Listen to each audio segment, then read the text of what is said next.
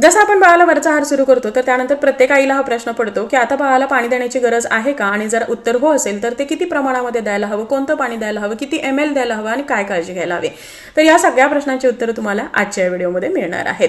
तर पहिल्या 6 महिन्यापर्यंत किंवा जोपर्यंत बाळ हा वरचा आहार घेत नाही तोपर्यंत बाळाला एक्स्ट्रा प्लेन वॉटर देण्याची गरज नाही, कारण त्या दरम्यान बाळ हा एकतर आईचं दूध किंवा फॉर्म्युला मिल्क पित असतो, ज्यामध्ये ऑलमोस्ट 90 to 95% वॉटर असतं, ज्यामुळे बाळाची तहानही भागते आणि जी काही वॉटर रिक्वायरमेंट आहे ही सुद्धा कंप्लीट होते. पण जसा बाळ हा वरचा आहार सुरू करतो मग तो तुम्ही 5 महिन्याच्या दरम्यान, 5.5 महिन्याच्या किंवा 6 महिने पूर्ण झाल्यानंतर कराल.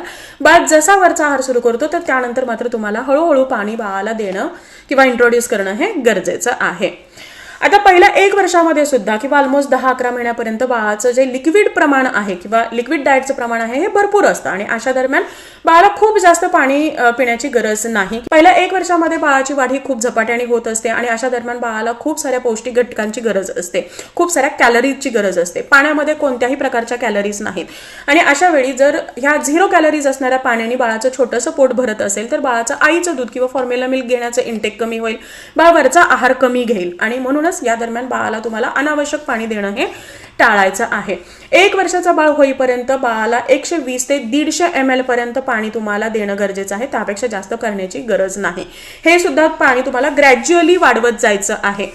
म्हणजे सुरुवातीला जेव्हा पहिल्यांदा बाळ हा वरचा आहार घेतो तर त्यानंतर प्रत्येक सॉलिड फूड खाऊन झाल्यानंतर एक अर्ध्या तासाने तुम्हाला 3 ते 4 चमचे पाणी बाळाला द्यायचं आहे. 2 वेळा तुम्ही सॉलिड फूड द्यायला लागला की हे जे काही 3-4 चमचे आहेत तिथे 8 चमचे होईल. या पद्धतीने हळूहळू तुम्हाला पाणी बाळाला वाढवत जायचं आहे. जर तुमच्या घरामध्ये फिल्टर असेल तर पाणी उकळण्याची गरज नाही, पण जरी तुम्हाला काही डाऊट असेल तर त्यावेळी तुम्ही 10 मिनिट पाणी जे आहे हे उकळवू शकता. ते पाणी तुम्हाला थंड करायचं आहे आणि बाळाच्या खाऊसाठी किंवा बाळासाठी प्यायला ते द्यायचं आहे. बाळ जर कोमट पाणी पित असेल तर ते बाळासाठी सगळ्यात बेस्ट आहे, कारण कोमट पाण्यामुळे एकतर बाळाची इम्युनिटी बूस्ट होते, सर्दी कफ खोकला यापासून बाळ हा दूर राहतो, बाळाचा घसा नेहमी क्लिअर राहतो आणि सगळ्यात महत्त्वाचं म्हणजे बाळ जे काही खातो आहे हे व्यवस्थित डायजेस्ट होतं, त्यामधले जे न्यूट्रिशन्स आहेत हे छान पद्धतीने ऍब्सॉर्ब व्हायला मदत होते आणि म्हणूनच वरचा आहार बाळाला व्यवस्थित पचावे यासाठी कोमट पाणी खूप गरजेचं आहे. आता जर उन्हाळा असेल तर त्यावेळी तुम्ही रूम टेम्परेचरवर असणारं जे पाणी आहे हे बाळाला देऊ शकता. आता पाणी देत असताना बऱ्याच वेळा ते सांडलं जातं किंवा बाळ व्यवस्थित पित नाही आणि बाळ कधी कधी पाणी प्यायलाही बघत नाही, तर अशा वेळी एक बेस्ट ऑप्शन असतो ते म्हणजे सिपर कप किंवा सिपी कप.